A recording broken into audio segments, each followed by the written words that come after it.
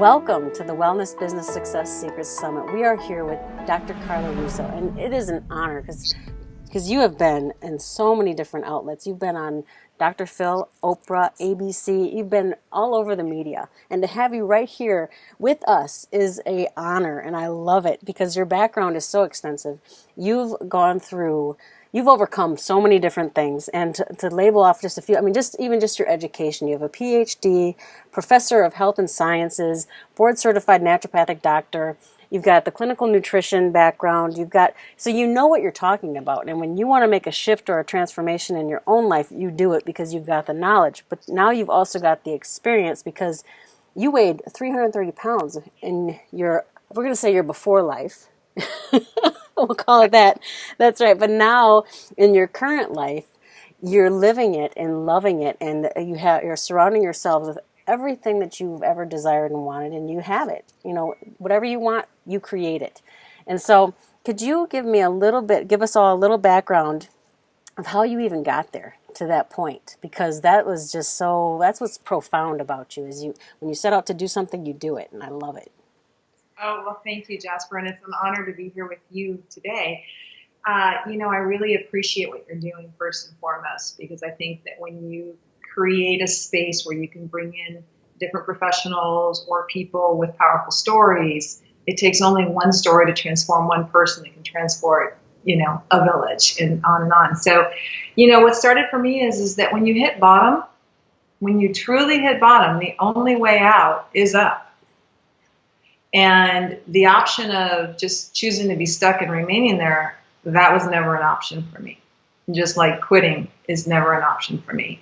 And so I had a very strong mindset. I had an amazing, amazing mother who really instilled in me that anything I wanted was possible in life. And that it didn't matter who said what, as long as I believed in myself, that I could achieve it if I took the appropriate action steps, not wished for it or just prayed for it. Well, I did those as well, but that I took the necessary actions. And so for me, it started at a very early age when I had been molested at age 8 by a friend of my sister's who's 11 years older than myself. And needless to say, as an 8-year-old child, you're not equipped to deal with any kind of life trauma. And so the only way that I could handle that was to medicate with food. I never spoke of it. I never told my parents. By the grace of God, my parents went to their grave and actually never knew. But unfortunately, it manifested itself in that I went from being a tall, healthy, lean child to a morbidly obese child in a matter of months. At 8 years of age, I can tell you that children, as beautiful as they are also can be the most cruel little people on the planet. And so while today there's a huge anti-bullying campaign, when I was a child, a very long time ago, because I'm 51 today, I can tell you that bullying existed then as well. It was horrible. It compounded the problem, so much so that by the time I was into my early teens, I just got into high school, I was brutally beaten, raped, and it's just the story goes downhill from there. But it catapults when I'm no sooner out of college, nursing, I'm standing next to my mother when she literally goes into full code and starts to choke on her own blood and dies in front of me. And needless to say, in that moment, I'm tipping the scales at 330 pounds, right? Because from age 8 throughout my teens into my early adult, into my early 20s, I medicated with food and every other vice that I could think that would leave me functioning, but would also medicate and hinder my dysfunction, hiding the pain, but yet leaving me still very capable and able to perform. But in that moment, I'll never forget, my mother's physician, who was also my doctor, said to me, "This is you in 5 years." And he walked out and left me with my mother in full code, which is not something that any doctor should ever do, and it's actually illegal to do. But I think in that moment, at that time, he knew there was nothing he could do for my mother, and his hope, and God bless him for doing so, was that would be jolting and jarring enough to me that it would be the wake-up call I would need. Well, it was and it wasn't. I went underground to mourn my mother for the next several weeks, and I actually found myself at one point in time wanting to end my life. And I had enough textbook knowledge that I knew how to do it. What I mean by that is that, shooting myself was not an option, because that's bloody and messy, and how rude. Right. How rude for the person that finds me, right? I was a very considerate suicidal person. Oh my God. I thought, this is so crazy. And well, and taking a bunch of pills, that's not the answer, because what people don't realize is that you end up really grotesquely throwing up, choking, the color discolorations. I thought, I don't want people to find me in that mess either. I wanted to be found by Sleeping Beauty, so that it would be very pleasant for whoever found me. And in that moment, and I don't impose my beliefs on anyone, I am very Christian heart, Buddhist mindset, I literally fell to my knees as though lightning had struck me, and I could hear God's voice say to me, you are not built to break. Get up. I will use all of this for the greater good. And I thought to myself as I was in my bathroom on my knees crying, I thought, great, now I'm losing my mind too. On top of everything else, right? I couldn't believe that I was really hearing this, but I heard it again. And I remember crying out thinking, how are you going to use all this for the greater good?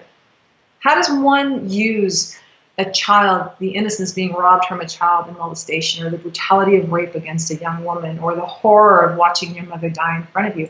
How does anything good come from this?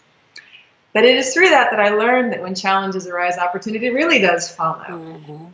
What came from that is I thought, fine, I will negotiate and give you an opportunity to show me how this is going to be used for the greater good.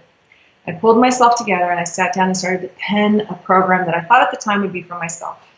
I thought, by now I've done every diet, every weight loss program, every magic cookie, magic potion, all of it. What can I do that I can safely lose the weight and sustain it for all time? And I sat down and I wrote out a program that I don't remember writing. I remember days later, I was done and I sat and reread my own program, and I thought, I actually could do this one. I'm going to go ahead and try this. And sure enough, within what the media later pegged from supersize to supermodel in less time than it takes to have a baby, in under 9 months, I went on to completely transform myself from 330 pounds to what you see right now. And more impressive, I feel, is the fact that I've maintained it for 27 years later. And the reason I say more impressive is because we all know that statistically, weight loss has a less than 4% chance of success, period. And for the course of 27 years, I've had every life event happen that you could imagine. Parents dying, marriage, divorce, relocations, business, friendships, betrayals, animals dying. I mean, just all of it. And so I learned through all of that excuses do nothing but hinder and hold us back. And they're very legitimate. I mean, I could sit here and justify, well, I'm doing X because I'm going through a divorce. I'm doing X because somebody just died. I'm doing X because I'm sad because my dog is sick. I mean, whatever the case is, I'm doing it because I just got a new bonus and I'm excited and happy and I'm celebrating. Excuse after excuse hinders in every area. And so what I ended up doing was I left my career of nursing, went back, got my master's in clinical nutrition, and decided that I was going to focus on helping those that needed the most help. And what I learned from various mentors that I have studied, in particular Zig Ziglar, is that help others get what they want, and you'll get what you want. And I thought, I'm going to set out to help those that truly are struggling and need help, that they need the truth that the diet industry does not tell. And I'm going to just one person at a time see how this goes. And I launched and branded myself as Coach Carla Weight Loss. And that came about because I was in a grocery store one day and I overheard a very heavy-set woman staring at yogurts. And she was reading labels and under her breath, deflated and already defeated, she said, what's the point? This won't work anyway. And she tossed it in her cart. And that was my first opportunity to walk up and say, excuse me, I kind of overheard what you said. I want to share with you my story. I showed her my before and after picture. And I said, if you will let me help you, will you do something for 1 full week? And if you don't love the results, then you've lost nothing. And if you love the results, then you're going to be well on your way to making this happen for yourself. And I'd like to help you. And I spent the next hour in this grocery store shopping for the things that I knew would help her and that she needed. And sure enough, in her first week, she dropped 14 pounds. And she called me and was so excited. And she said to me that she had just emailed it and put it on social media. And I wasn't even on social media. I had no real idea I was still operating with floppy disks in my world. But there it was born. And I realized that I didn't have an agenda. I actually genuinely wanted to bring value and education to someone to help them achieve what it is that they were looking to achieve. And then in turn, I would be rewarded. And so from doing one person to the next, especially in the area of health and wellness, weight loss specifically, people that are overweight, by and large, typically have overweight people in their life because that's their comfort zone. Mm-hmm. And I use the word fat because people use it and they think it's rude, but it's not rude. If you're fat, you're fat. I was very fat. I don't use it with any disrespect, but let's call an ace and ace a spade spade, right? Mm-hmm, mm-hmm. A fat woman tends to have a lot of fat friends because it's more comfortable for her to go to lunch or dinner with people of likeness than to go with a bunch of really healthy, fit people when she's wanting to do something different or feeling her hand is forced and having to eat what they're eating. And so it just becomes that dynamic.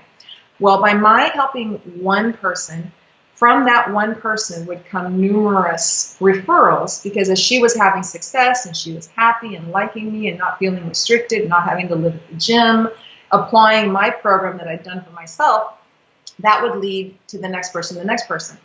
I say this to say that by doing the right thing by one person will come many others, so much so that I built a private practice north of 10,000 clients this way, that I was literally managing off floppy disks.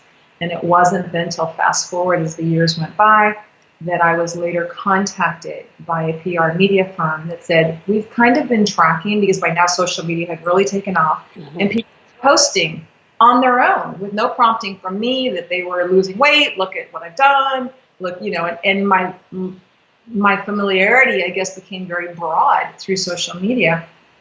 And I was contacted to say, what are you doing that you're helping all of these people lose over 100 pounds? They like you. They're happy. Because most people, after a while, they get burned out or get frustrated and they quit. And in my case, these people were doing very, very well and were really, kicking butt and taking names in a healthy way. Mm-hmm. That led to my launch of being put online and launching a platform that was built. That was the CoachCarlaWeightLoss.com platform that no longer exists because I was subsequently bought out. But long answer to your question, Jasper, but I think it's important for people to understand because what I think people lose oftentimes, whether it's wellness or other businesses, and I own numerous businesses and have throughout recent years because of the success that I ended up amassing as a result of what I've just told you, that they set out in business with, if I do this, it's going to bring me this much money. And there's a lot of focus. And if I move this many parts, it's going to equate to this kind of revenue. And they're so focused on the back end or the end result that it's not to say they're not still delivering a good product. But I firmly believe that if you genuinely step back and believe in your service or you believe in your product and you set out with good intention, and only you, God, the universe, whatever it is you believe in, truly knows what your intention is. Because you can mask it and you can pitch it and sell it really pretty. But deep down at the core of it, whomever you believe in and have faith in knows what's really going on. And if you are truly operating from an authentic spot, you're really firing from a guttural, heartfelt level, it will draw to you who you are. And through that, success is truly compounded. And through that, you will get the end result of financial reward or popularity acclaim or whatever it is you're desiring. I think that's really, really key because it's very frustrating for me to this day, even when I'm approached with business opportunities or what have you. And I hear that everybody's talking about how much money can be had, and I'm thinking, gosh, there's a lot to be said for the adage in the book, do what you love and the money will come. So firing and operating from a very authentic place, I think, is where it starts. Mm-hmm. And because of that, I think that as I began to understand how to use social media properly, in my opinion, and based on my results, I think it's fair that I could speak to this, Jasper, is that people can smell and see and read BS a mile away. Mm-hmm, mm-hmm. And it doesn't matter how glitzy and how beautiful the branding or whatever. There are many wonderful things out there that people will just look at and go, yeah, but I've tried that before. I want to try it again. Because there's something that just feels almost too commercial. Mm-hmm. And so for me, what I found through social media was taking what I had to offer and the proven successes that I'd had at that point and certainly amassing a private practice nationwide of 10,000 clients is huge success, but it was actually very small in comparison to what later came. Because I never changed what I did on day one with the woman standing in front of yogurt at the store to what I did on client 10,000 or later what I did on client over 100,000. And I think that's the key, because if you begin to really establish a presence in social media where it's very belly to belly, it really feels like you're speaking with people, not at people. Mm-hmm. You're not pitching people, but rather you're enrolling them into what's possible. And I always say the only thing I have to sell you is to sell you on yourself. Mm. And if you're not interested in what I have to say, I don't feel rejected or dejected, because you're not saying no to me. You're saying no to yourself. Mm-hmm. Mm-hmm. You're not even willing to try what I have to say will work for you. And so you're declaring and calling defeat on yourself before we ever get anywhere. And I think that's important too, because oftentimes entrepreneurs in early stages, and I know you're awesome at helping people brand and kind of putting them and posturing them to get where they want to go. You know, you can do all of that and do a stellar job, but if they don't take that and apply it in the correct manner, they can't blame, well, the branding didn't work, or my logo didn't work, it was something else. No, it's, honey, that all worked. You didn't work. And here's why. And here's why. Mm-hmm. And so I think that's really, really important is to understand what was your why when you began whatever it is that you've begun, be it the service, the product, what have you. But then never losing sight of that and keeping it very real. And I think that's key. Yes, yes. Being very clear on your why and not worrying about the how, but because the why will get you there no matter what. I love that. And so what did you need to overcome in order to be able to take that path of success? Because obviously we all have our stuff. So there was something that I'm sure you needed to see, this is my block and this is what I need to overcome. I had several things I had to overcome. I had zero self-worth because I was the fat girl, completely not wanted, cast aside, not desired by the girls in the cliques in school, certainly not desired by the boys. I just had no self-worth, no self-esteem, which pairs always when you have no self-worth. I think that my values were very, very jaded, and there was a tremendous lack of them. And the greatest value I lacked was the value in myself, because I bought into what the media and Hollywood says is beauty. And I was so far from that at the time that it just compounded a problem. I also was not born into wealth. I'm, first generation immigrant. My parents came to this country with nothing and built everything on my dad's back. But, I was not born in affluence. And so I was fat, I was unpopular, I was broke. I had so many things going against me. And then as I grew older into my mid to late teens, because of the traumas I shared with you, what often goes with that is that you become a really poorly written country song of looking for love in all the wrong places. And I certainly did. And with that came promiscuity, which only compounded the value of me feeling even less than. I put that in my first book. I mean, it was just crazy. And so I think that all of that cumulatively together, what I had to overcome was that I'm much, much more than this shell. My heart and my soul did not change when I went from 330 pounds to the weight that I am now, except turn back the clock, right? Because now I'm older, so let's be gracious. I'm over 50. But at the time, I'm in my 20s, and I suddenly am at this weight, and I look like all that in a bag of chips, right? And I became so angry at the world because nothing was different.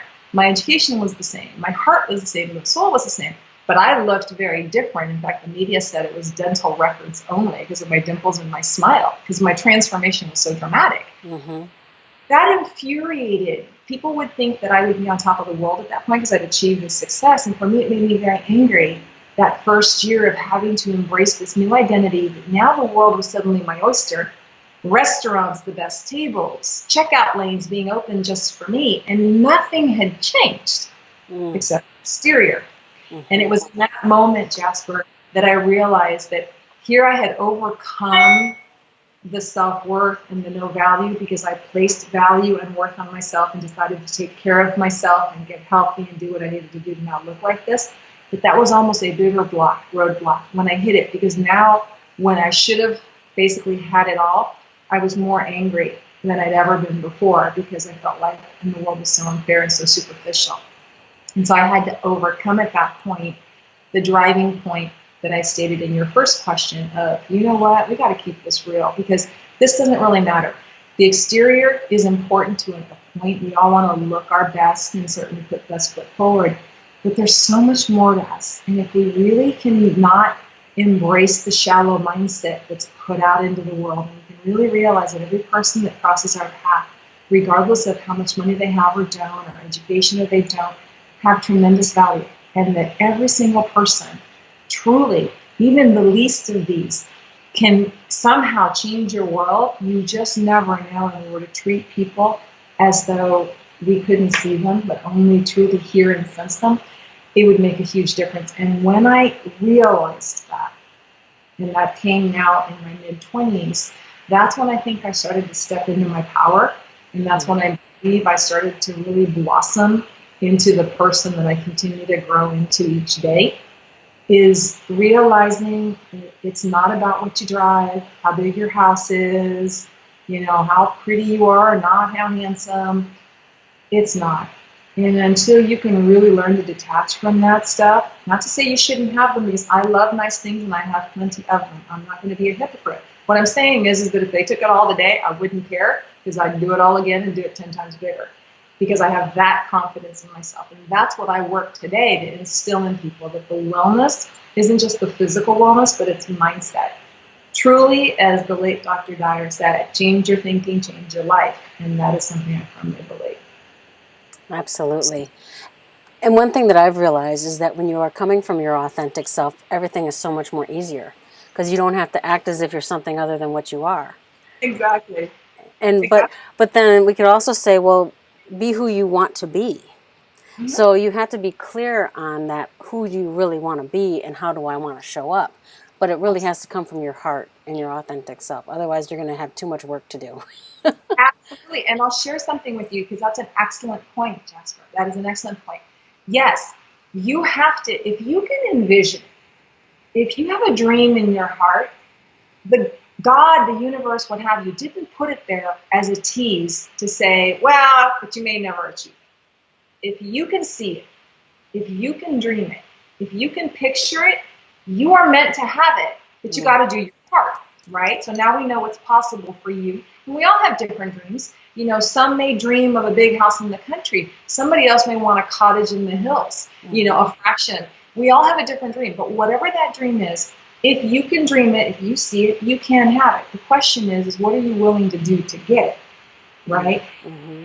But you also want to place yourself there. You want to see yourself living that life, whatever that life may be, whether it's in a new body, whether it's in a home, whether it's on a yacht, whatever it is that thing is for you. And I'll share with you, and this is why I say an excellent point on your part. At 330 pounds, that day that I made the decision between life and death and that I was going to go ahead and give this one more shot, I went to the grocery store to stock up on foods. I'd sat there and written out what I needed to do, right? And as I was checking out, and certainly back in this day, now 20-some odd years ago, the Cosmopolitan magazine, Cosmo, has always had very racy covers, but they were even racier back in the day. And so typically the girls on the cover were like a size 0 in very skimpy dresses, very sexy, because it was Cosmo. Well, I picked up an issue of it, and sure enough, this girl was a size 0. She stood behind just one of my legs. You couldn't see her, let alone behind me as a whole. I took that magazine home. I tore the cover out. I cut a photo of my chubby little head with bad hair, and I taped it to the cover of this, and I stuck it on my refrigerator. They'd made photocopies and had it in my bathroom in my car. So here is my 330-pound head, bad hair and all, taped to this ridiculous physique on a Cosmo cover magazine. Mm-hmm. anyone in their right mind looking at me at 330 pounds and looking to see that that was my goal would say, she's on crack. That will never happen. She's not realistic. Are you kidding me? Well, fast forward 9 months, I fit into that dress and I rocked that dress better than she did. But in the moment that I did it and that I pictured it, people would have said, that's crazy, Carla. You're 330 pounds. You picked the girl off of the cover of Cosmo. So yes, you want to place yourself there. Every day, although I stepped to the refrigerator 330 pounds, 329 pounds, 328 pounds, I didn't see 328 pounds. I kept visioning. I kept seeing that one day I was going to be able to wear that kind of a dress and rock it. And sure enough, that day came. And then from there came the goalposts. And I'm a big believer in you've got to write down your goals and you have to see them. We're visual creatures.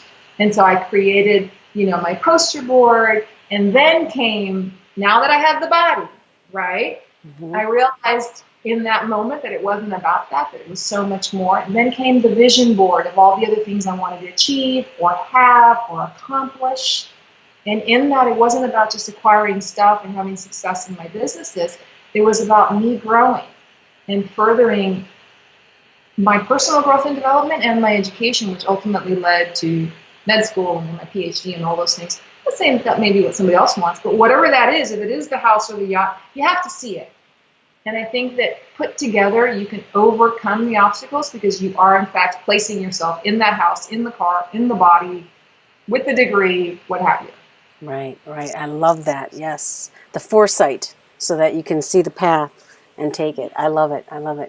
So with all the publicity that you've gotten, all the phenomenal word of mouth, I'm thinking that helped launch all the recognition and getting the news media to notice you and all that. But was there something else that you did to make sure to get your book noticed, make sure all your accomplishments were being talked about by everybody? There had to be some action that you took to make that happen. Absolutely. And so, like with any destination, if you are deciding that you are going to go from, let's say Southern California to Washington State, and we know that's basically a straight highway north, but there's construction or there's a natural catastrophe that blocks you being able to do that.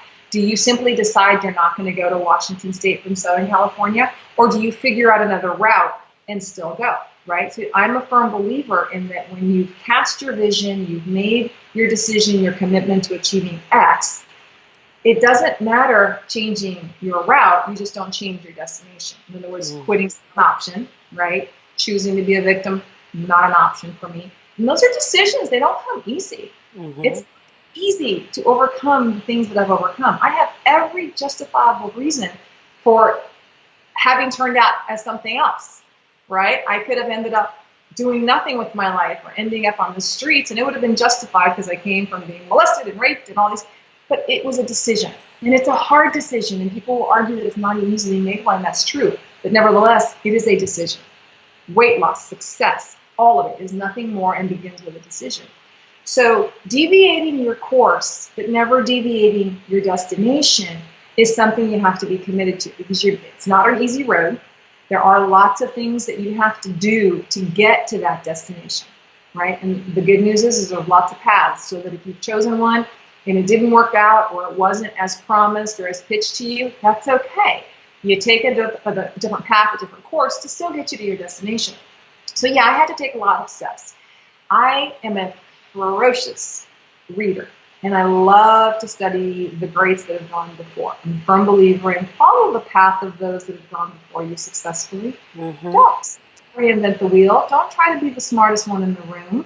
In fact, be very humble, sit at the back and sit at their feet, because if they've done it and they've achieved it, you might want to hear what they have to say or what I say to people today. I've been retired since 2011.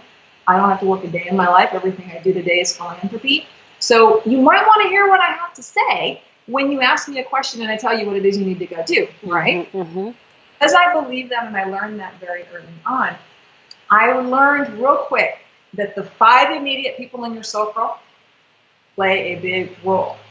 If the people you most deal with and hang out with are not who you want to be personally, authentic, physically, emotionally, spiritually, financially, professionally, socially, all of those things. If the immediate people in your circle aren't living the life you want to live, you need to add some different people to your circle and potentially cut out some people from your circle. Because if you deem yourself on a scale of 1 to 10, a 7, a 7 is going to be comfortable with other 7s, but they're going to be most comfortable with 6s or 5s. The thing is, they've brought a 6 to their life, and that 6 is most comfortable. They're good with the 7, but they're most comfortable with the 5, and so on and so forth. So you end up creating an immediate circle around yourself that really no one's going anywhere. Or they're not going much further, and you have aspirations that are up here, and you deem yourself a 7, and you built up enough courage to get to the 8. That's not going to get you there. So the steps I took were, I realized very early on that I had to begin to network and join organizations that people were living the life that I wanted. And that was twofold for me. Actually, it was threefold. I had to join situations where people were very fit. Nowhere near was I at the level that they were of fitness. So I put myself in that uncomfortable setting, and it was very uncomfortable. These people were phenomenally fit and athletic and all the things that I never was and still am not. But I knew enough to know that I needed to be around that if that's what I wanted to call to myself. I also, at the same time, that I needed to be around people of higher learning, people that were very spiritual, people that were very advanced learners and readers and highly educated, that at the time I was not. But I wanted to be those things. So I joined those types of organizations there. And then I joined the right mastermind groups. Not mastermind groups where I'm in a room full of everybody wants the same thing that I'm wanting. No, I made a point of joining the groups that everybody already had. They already had it. They were already living it. Because, again, sit at the master's feet. If they've already done it, it's not to say you're going to do what they've done, but you can take a little bit from each one of them and make it your own. And, again, follow the path of those that have already gone before you, not going with you. Doesn't mean that you shouldn't hang with your peers and you can all lock arms and go together. Kumbaya. I think that's great. But I think that if you have a very finite, definitive destination, then you need to be around the people that represent that destination. So I very feverishly made it my full-time job to go to breakfast, lunch, and happy hour network meetings that revolved around those. They were either fitness, financial, or spiritually related, or a mix of those every day. And the response that I get from people when I say this, well, I have a job and I've got children. I understand that. I had responsibilities too. But you know what? When we really want something, when we really, really, really want something, we find a way. And when we really don't want it, we find an excuse. Because it's a good one. And so I made it my business that, yes, I had to be at work and I had clients starting at 9 a.m. every day. So I found 7 a.m. coffee network marketing meetings that would meet for half an hour, and I would go to network marketing meetings that had the people at the caliber and the level that I'm talking about that I could belly to belly befriend. Because most people that have what you want to share their wisdom and experience and even potentially help you or help at least connect you if they deem you worthy, if they deem you sincere, and they deem you as someone who isn't going to waste their time. Because nothing's more frustrating than to sit and tell someone what they need to go do, and then they don't do it. Let's use weight loss. I can tell you exactly what to do to achieve your goal, but then you don't do it, but you can come back to me. No, we're done. Because time is very valuable, and there are other people that want to hang on to whatever pearls of wisdom I might have to offer in weight loss, and you're wasting my time. And the same goes in business. People come to me and I say, listen, I have different companies. I have opportunities that can fit into whatever you're doing right now to help you create revenue. But if they are, no, I'm focused on that. Okay, fine. You're working, I'm not. You might want to hear what I have to say. So I think that if you posture yourself and put yourself in those situations and you are open to opportunity, you are open to learning, those that have the experience and the wherewithal will be generous, because most people want to help, and most people for sure want to give their opinion. And if it costs you nothing, listen up. So the key, and what did I do? I made it my full-time job to do network marketing events, to put myself in situations socially, professionally, spiritually, all of those collectively at the same time, even when I didn't feel like going or I was tired, I would still go. Because that's the other thing too, consistency. And if you agree to do something, first of all, if you've said you're going to do it, do it. Your only reason for not doing it is because you're in the hospital, you're dead. Because you lose credibility so fast. And your word is all you have. And especially in today's world of social media, it only takes but one or two people to talk about how you are a flake or you let them down or you didn't deliver. There's no taking that off the web. So being very integral, doing what you say you're going to do, including if you say, I'm going to join this network marketing meeting and you know they meet every Tuesday, well, then no excuses. Because if you show up sometimes and you don't show up sometimes, here's what I can tell you for sure, and this is what they will deduct as well, is that how you are in this area of your life is how you are in every area of your life. Correct. If you have an area that's not working, but you think you're in control and everything else is going great, you're delusional. I say that with all due respect because there's no conceivable way that everything can be just fabulous at its optimal best level in all these other areas of your life and have one area that's a train wreck. I equate that to a pie. If I made you a pie and it has 6 slices and 5 of the 6 slices are the pie and only one slice I poured some poison into it, but it's the pie. Poison isn't going to ooze through that pie, even though the other 5 slices were not directly injected with the poison. Would you be willing to eat from that pie as long as I said, well, this is the only slice I injected poison into? Would you take that chance? Probably not. That's your life. You may think 5 slices, everything's great, I've got it handled, my marriage, my finances, my relationships. I'm only having an issue with my weight, or I'm only having issue. No, how you are here is how you are everywhere. And so balance, true balance, and figuring out how to affect all those areas at the same time so you have unanimous synergy and energy that's of positive nature propelling you forward is so key. So it's really taking the actions, Jasper, because you can have the best professionals, you can yourself, you're a phenomenal brander, great. You can have that, and you can have the best PR firm, you can have all of those. I didn't have any of that till after I'd already made it, which is so interesting. But I made it was belly to belly, was showing up when I said I would show up, doing the things that nobody wanted to do. And I think in finality to this question, I would say, work not until you're tired, work until it's done. And so that means that you're pulling all-nighters more often than not, then do it. Take good care of yourself in the process, because if you're not taking good self-care, you aren't going to be at your A game, right? But it's really taking action. It's not about having to pay or enlist a bunch of services and pay a bunch of people. It's about how are you showing up, because people, again, can see, read, feel genuine authenticity and knowledge and a willing heart, and that is the greatest draw. And when you start to create that because your service is so phenomenal or because your presence on stage is so authentic, really authentic, and if you're not sure you think yourself to be, put it to the test and have maybe 5 of your closest friends that you really respect and that will tell you the truth come to your event and really listen to you, not tell you how great you are and how awesome that was, tell you everything that was wrong with it so you can improve your game. So that you really, because you can talk someone into something and out of it in the same presentation and you don't even realize it. And so really being open to that feedback. And so it's work, but it's work that if you are consistent, the payoff is phenomenal. I love it.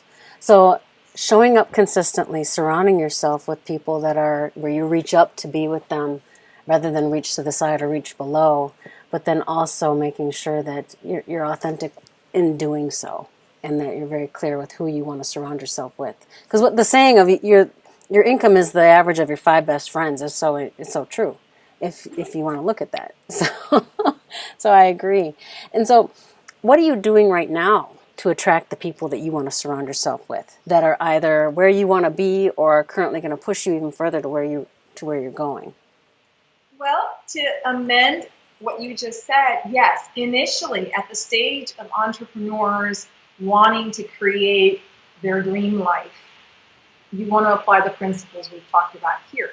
But then when you've achieved it, where I differ from what you've just said, is that now I spend all of my time reaching down, pulling up, because I'm in a position to hand.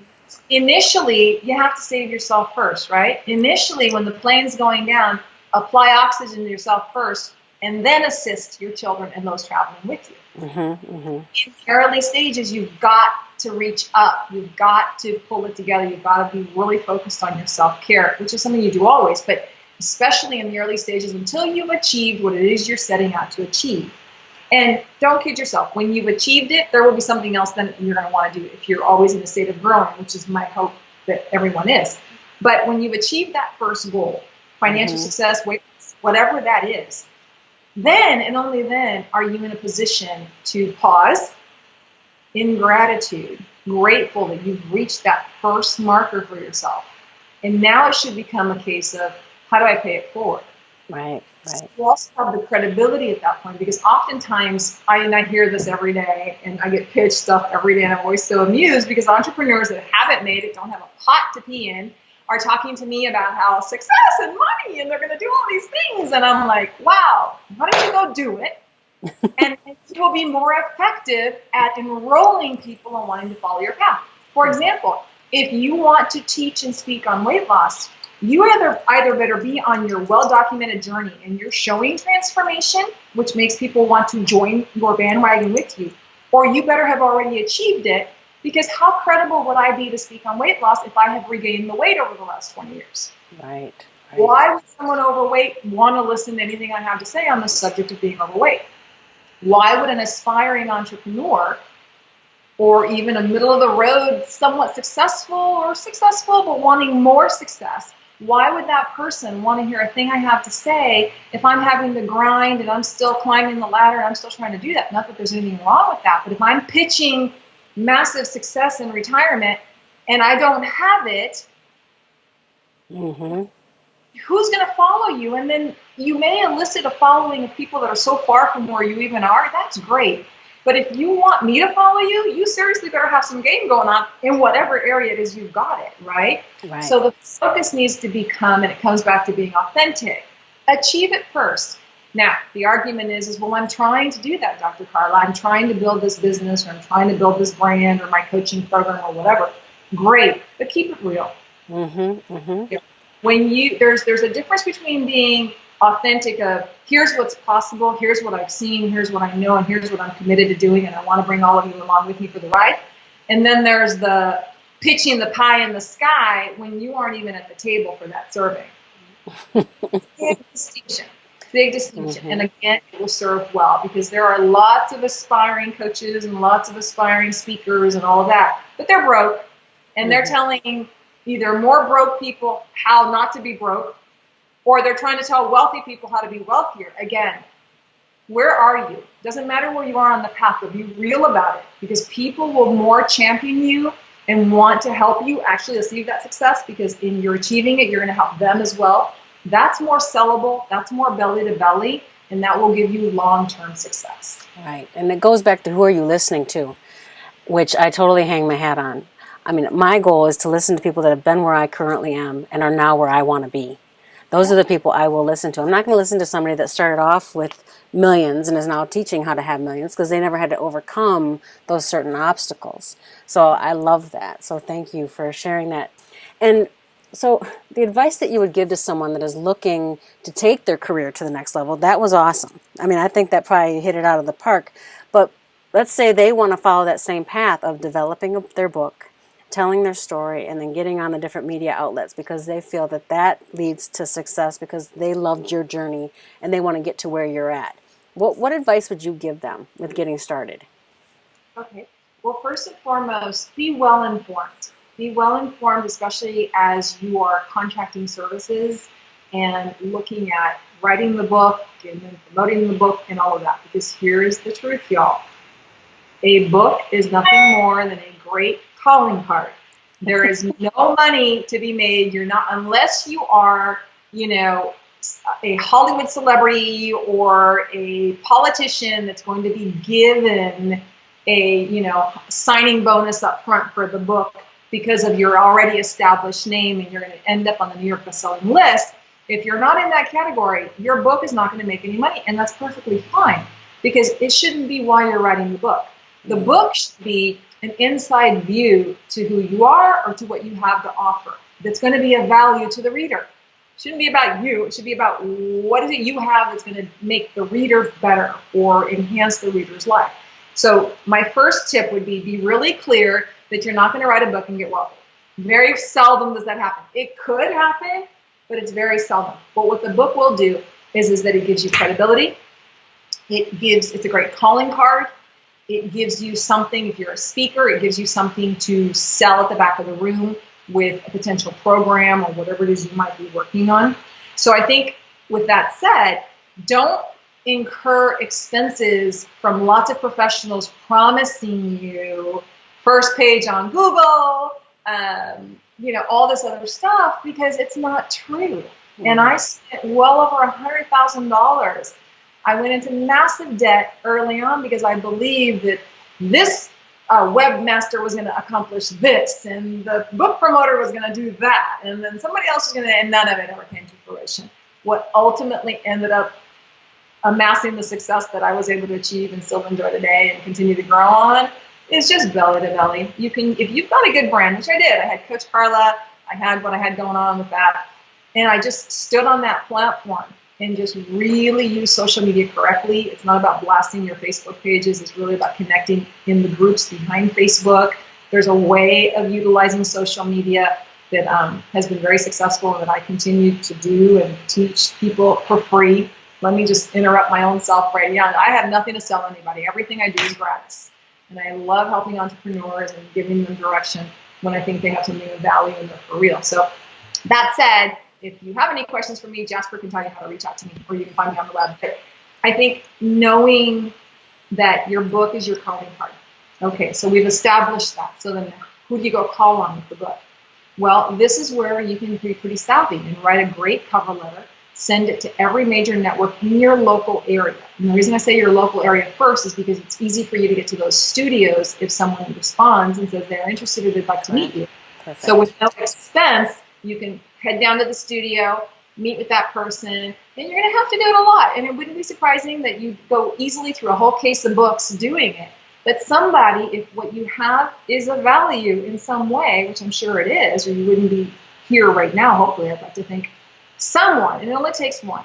Harry Potter was in the trash, and it only took one girl pulling it out of the trash, and look what Harry Potter became billions of dollars later. So if your book is liked by only one person, that's all you need, because the moment you get on one television network, if you interview well, the next network and the next network and so on and so forth are going to eventually come calling on you. So that's where I say the book is a great calling card. So that's one technique that I use. Just mail it to everybody. Have a great cover on the book that's eye-catching. My first book had a very eye-catching picture, before and after, provocative, what have you, that caught the attention. So there's a lot to be said for a little bit of shock value, something that makes you stand apart. So sending your book out to every media outlet, utilizing social media correctly. Now, times have changed. When I built my mini dynasty, as I like to call it, I did that strictly on Facebook and Twitter. But today, it's, certainly the next gen and the younger generations and so forth, get really proficient at Instagram. Sounds a little crazy. And I don't do any of this today, but although I do have those accounts, but I don't really do anything. I live on Facebook at this point for me because it's just personal. But you definitely want to get proficient. Instagram is your calling card. It is the leader in getting the cover of the book out, which is short snippets. So that's going to be very effective. Having your book as a calling card when you go to different charity events or look up charity events, they're always looking for raffles. They're always looking for items to give. So assemble a basket of sorts, whether it's a bunch of your books, or if you have a product, it's your book and your products, or just your products, whatever it is you're trying to get to market. Presentation is key. Give these things away in charitable settings, because when they're put out on auction tables, they're too, just like the media, it just takes one person really liking it for one person to like it and post about it or promote it. And then when you do give samples of your product or your book, don't just arbitrarily hand it out, because that can be very draining to your bank account over time. Without exchange of information. Correct. So when I were to give a basket, or I train people today with wellness products or whatever to give something away, make sure that you're connecting with this individual on social media. Because then you can say, you can go on their Facebook, it was so nice to meet you today. I really hope you enjoy the products, or whatever. You've now started the conversation, to which then they're going to respond. And then if you create that dynamic, at some point you can say, hey, would you take a picture of the product? Or would you take a picture with your book? Tag me. I'd really appreciate it. Person taking your product or your book, whatever, most likely is going to be happy to do that in gratitude, because you've given them something, so they want to give you something in return. It costs them nothing to do that. The thing is that every time you do that, for example, if you sent me a copy of your book and I like it, and I take a picture with the book, or I take a picture of the book and I put it on social media, I go, great read. Okay, awesome. You just had, 100,000 people on my Facebook, or 2.5 million on my, whatever it is, they've now seen it.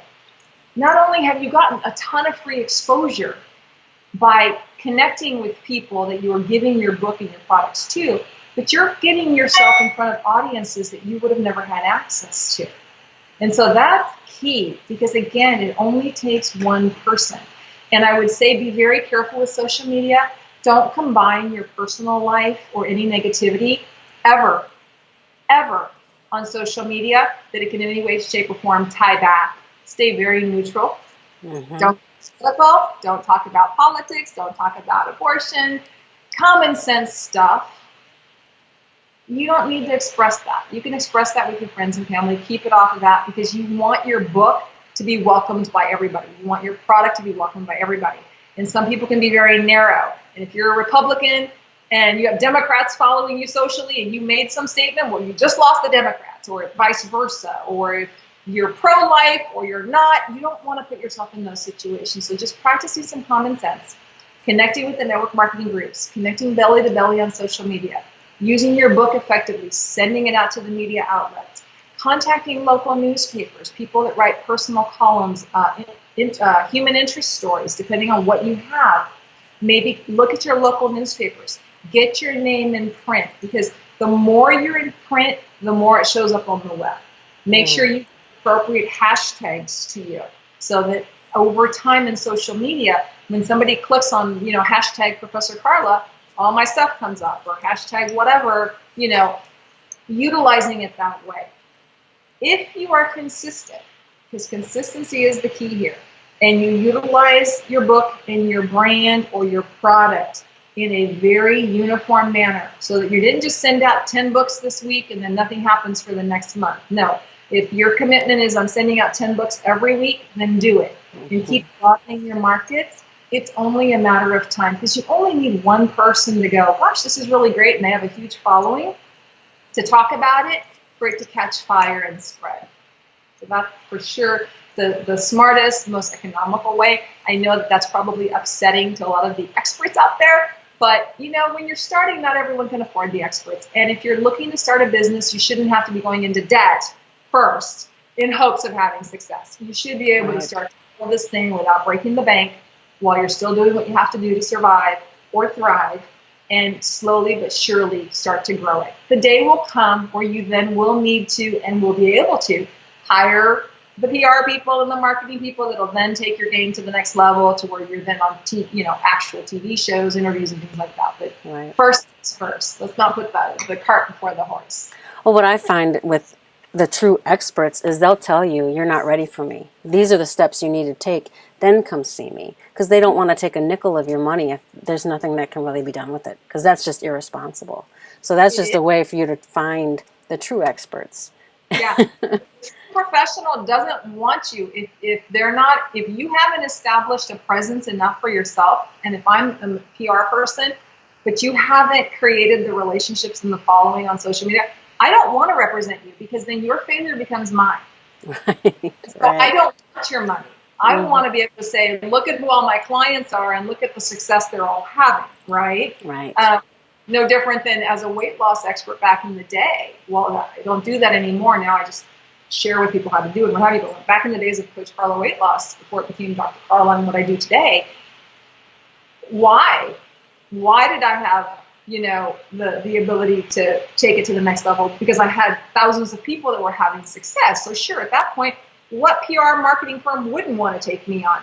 Right. But in order to get there, I had to do all the things that I'm sharing with you here today of how to do it wisely without making some of the mistakes, economic mistakes that I made. You don't have to get into debt. Do you have to invest in yourself? Do you have to invest some money? Absolutely. But when it gets to the point where you're figuring out if you're one paycheck away or one mortgage payment away because you're going too far, that's where you need to back up and kind of go, how do I reassess?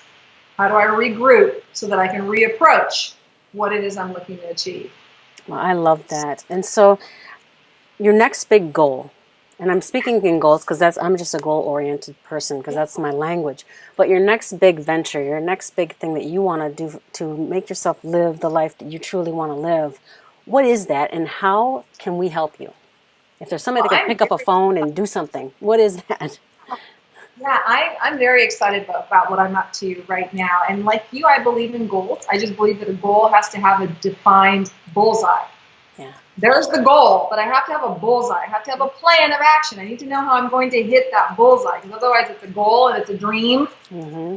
I need to, okay, there it is, but how am I going to get it? So with the bullseye in place, my next bullseye is I recently launched a campaign, if you will. I want to create a couple of things. I want to tie in things I'm very passionate about. So I'm currently searching I live in Dallas, Texas. So I'm currently searching for ranch property just outside of Dallas. I'd like quite a few acres to do a couple different things. One, I want to do animal rescue. And so both livestock as well as domestic. And so I want to create something where people can drop off their horses, their cows, just no questions asked, just don't hurt the animal, just drop it off and I'll take care of it. And the same goes for dogs and cats. No questions asked. And so I want to create something where I have a facility and a center and veterinary care and all of that in place that these animals can live out the rest of their days peacefully. I don't even need to have these animals placed. I don't need any funding for it. It's just something I want to do and I'm very excited about it. Now, that said, it's not easily achieved because in Texas, it's a big state. And there's of land on the periphery of Dallas. So we're searching because we want very specific things. I need to have an agricultural license. I need water on the property and all of that. The second thing I want to do on this property is I want to create a Zen Wellness Center where I do two things. I do retreats, maybe a couple of weekends a month, and there will be different topic retreats where maybe one weekend I can bring a group of 12 women that just really need help, whether it's mentally or physically or both.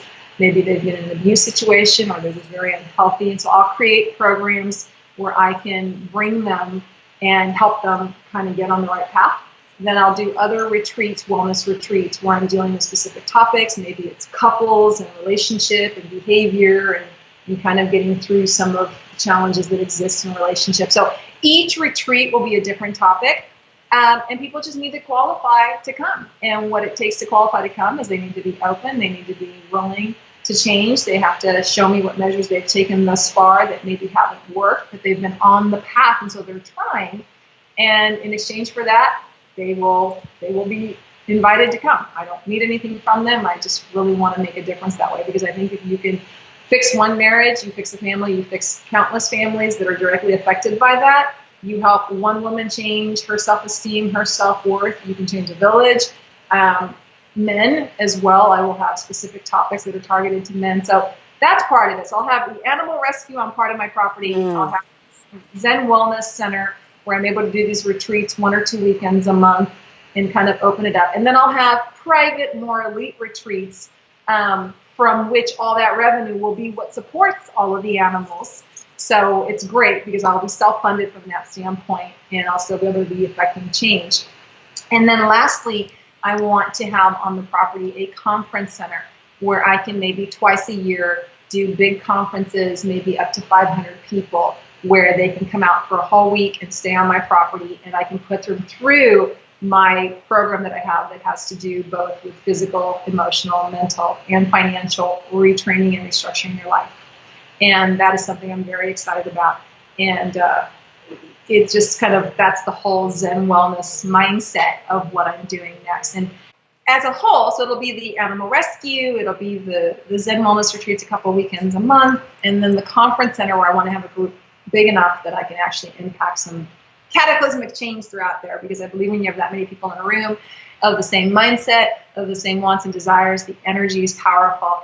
And for me, it's exciting because any surplus revenue that doesn't support the animal aspect of this, the animal rescue, the remainder will go to support our first responders, because I firmly believe that our program for reintegration for our military is atrocious. And people, men and women, have served this country with missiles flying over their heads, and then they come back, and basically within 48 hours, 72 hours, they're told, okay, back to life you go. And that's just insane. And so I would love to see a program where these people can really be reintegrated properly and have the emotional aspect of it really addressed to maybe help curtail some of the PTSD and all of that. So it's a big bullseye because it has a lot of moving parts, but you know what? I'm going to do it. I don't have it's not all mapped out yet, but I do know what the destination is. And so what the various paths and routes are, I don't know. I don't need to know. I'll figure it out as I go. But that is what I focus on today. So when I'm not helping entrepreneurs take their businesses to the next level, incorporating health and wellness or corporate wellness or all the things that I do that I can just put into their businesses to help them up their game, or I'm helping people personally get healthy, that's what I focus on. Well, I love it. And what you just defined right there is the success pattern. And that is being very clear on what you want. And you are very clear because you just rattled it off as though it already is happening. And I love that. And so thank you so much. That has been, you've just jam-packed amazing things in just this one interview. If it doesn't transform somebody, you know what? I believe it will. And so you do have a gift that you want to offer people. And what is that free gift that you'll be offering? Absolutely. Well, it's kind of a combination gift. So first and foremost, I'm happy to send anyone and share my own book with you to help you further understand my own story. But more important, if you're on a path of wanting to lose weight, it will definitely help you. In addition to that, I have the ability to share with you a medically based scientific evidence, health assessment where we can go through this, no cost to you, that's going to really tell you where you are, whether you're already fit and healthy or on a journey to becoming so, what you need, where your nutrition is deficient. That's a free offering that I have for you. And I'm also happy to share with you, depending on what your story is, and you can email me or can contact me through my website, sharing with you what really works. And I'll even send you some products to try. I don't want anything from you. I want you to get healthy, regardless of where you are on your journey, whether it's you need to sleep better, have more energy, lose weight, gain weight, whatever it is you need to do to be the best you so that you can, in fact, be the best you can be in whatever you're looking to achieve. I'm happy to help. So I will do a free consultation with you. I'll send you my book. I'll send you some products to try. I'll give you the free health assessment. And I'll even give you some direction on some things you can do to help take your business to the next level. And all you have to do is just message me through my website or through Jasper, and I'll be happy to help you. Oh, you are so generous, and it just comes back tenfold for you, I'm sure. I love all of it, and thank you so much, Dr. Carla. You are amazing. Thank you. Thank you. Pleasure and honor are mine. You have a beautiful day.